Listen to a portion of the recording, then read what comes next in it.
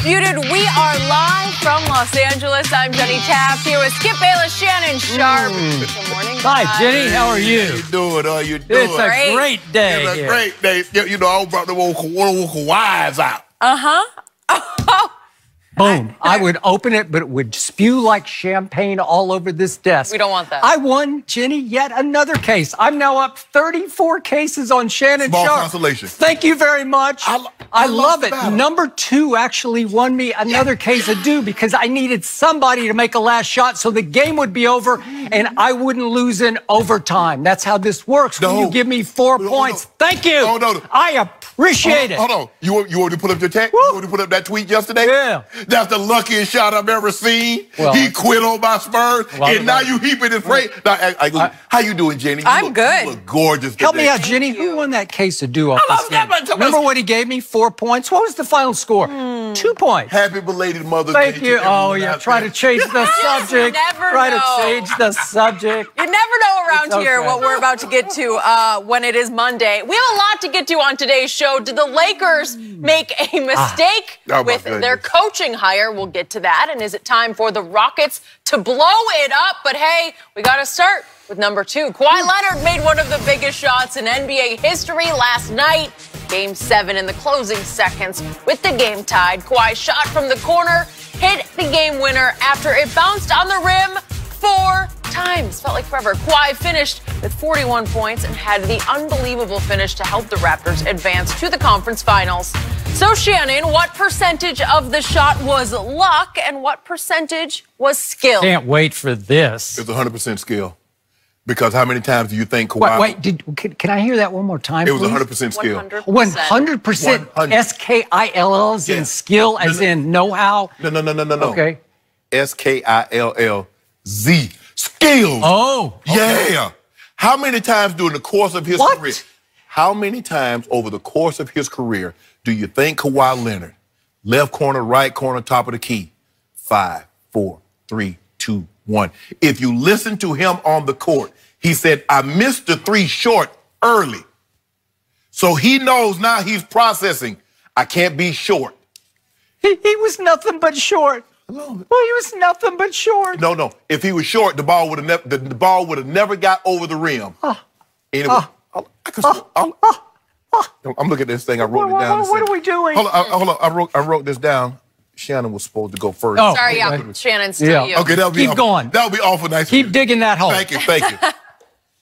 You talk about and you listen to him talk about how he had to make an adjustment from the previous shot. If you look at him, this shot is very, very difficult because not only is that he's going to his right, we see guys shoot that shot a lot of times and it hit the corner of the backboard because they don't take into account that their momentum, when you're drifting to your right, your momentum is taking you out of bounds. So you have to shoot the ball a lot earlier. So not only that, okay, Ben Simmons passes him off to Joel Embiid. And Joel Embiid contests. So not only does he have to get the shot up over Embiid, he has to put it at a trajectory that I was short last time. I've got to make sure I cannot be short this time. Sure. He processed all that information. See, Skip, you think that shot took place then. That shot took place years and years before it ever presented itself. And to go through what he had to go through, Skip, do you know he scored 15 points in the 4th quarter? The rest of his team... That's not what you... All up Kevin's finish. No. This is my time. If you don't mind, I would like to present my argument. I'll turn the floor over to you. You present your argument, and then I'll come back and smash your argument to pieces. But anyway, the shot was skill. Luck is what happened when preparation meets opportunity. If you prepare for a particular moment, when the opportunity presents itself, you take full advantage of it. Luck goes to the man that has his house in order. That's what Amundsen said. Luck is what they call it. This is not luck, skill. If you remember, he hit the very shot against Portland a month earlier, and the ball... It was the very shot. It was 10 feet on the baseline. There you go. It was a 10-footer. And guess what? If you don't mind me asking. Yeah, and that shot hit over the front edge of the rim. And then what did it do? Boom, boom, boom. Throw the basket. That shot wasn't bothered. Go ahead.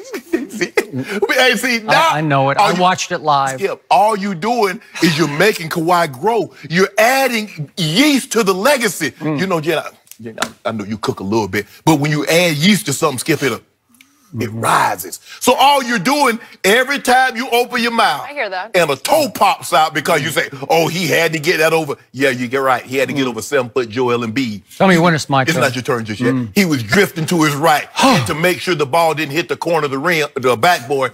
He did it. 100% skills, and it hurt Skip Bayless because his Spurs are home. That was simply the silliest argument you have ever made in the history of Undisputed.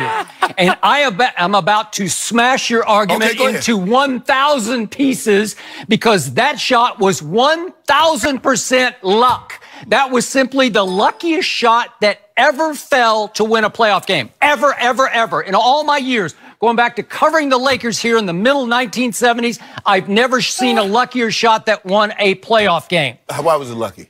Number 2 actually had the audacity after the game, standing on the court in the post-game interview, to say that, oh, I work on that shot every day in practice.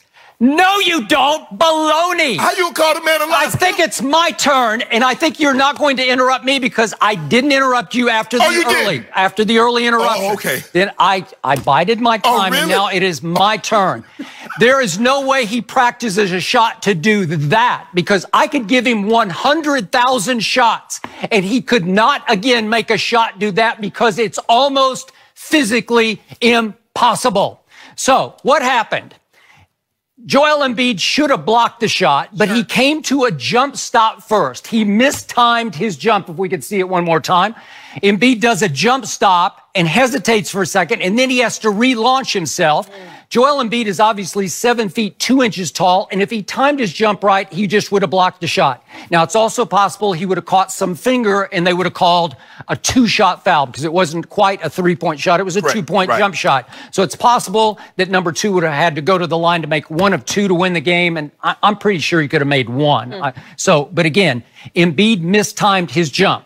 But he got enough hand up that he forced number 2 to shoot a rainbow arc shot, which is completely against stereotype of how he shoots the ball. Just for those who haven't watched him as closely as I have, number 2 is a line drive jump shooter. Yes. When he's in his rhythm and in his flow, he shoots line drives that barely arc at all and just bottom of net. And the degree of difficulty is high because obviously you cut down the portion of the rim that you can drop the ball through. Correct. Okay, so this was completely uncharacteristic of any shot he's ever shot because he was forced into a high arc.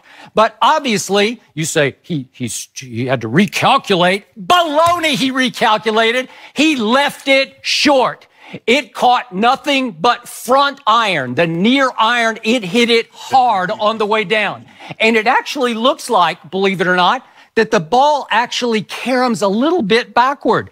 When it hit, everybody in the world thought it was overtime because everybody in the world thought the ball was going to drop straight down onto the court overtime. But what happened? It had some weird forward spin on it. It was almost like the field goals that beat the Cowboys in the Green Bay game, hand of God field goals, where they kind of went the wrong way. Oh, so you said the hand of God tipped that one in? No, it actually had some weird forward spin on it, and it caught the near iron a second time and somehow went forward. It didn't go backward. It went forward across the rim. And then it hits on the far side once, twice, and now it's losing all its momentum. And it could have fallen left or right, and it fell right. It fell in, and it took forever. And I got to tell you, I was the most shocked I've ever been that a shot went down. And again, I only root for my bets against you, cases of Diet Mountain Dew. So that was my Diet Mountain number 2 shot because I didn't care who hit it. I just needed a shot to fall. So again, my feelings are completely skewed. Yeah, I don't like that guy, and it couldn't happen to a worse guy to be that lucky. If y'all can hit that shot, you can okay, I won the case of Dew, and I'm good. Okay, but again, it was the luckiest shot ever because even Nick Nurse said after the game, Obviously, it was a nice, lucky bounce. So, again, my partner across the table has called it 100% skill, and even the coach for the Toronto Raptors says, obviously, it was a nice, lucky bounce. L-U-C-K-Y bounce. There's a difference. Hold on. If I'm not mistaken, and I'm pretty good at understanding and comprehension, there's a difference between shot and bounce. If you want to say the bounce, he got a lucky bounce, you want to say he got a lucky carom, I'll give you that. But you can't say the shot was lucky. It's totally lucky. They go hand in hand. No, they don't. He got a nice lucky bounce. Then don't tell me the shot wasn't lucky. It was the luckiest shot ever. And here's the point. A lot of times you'll see the backboard give you a lucky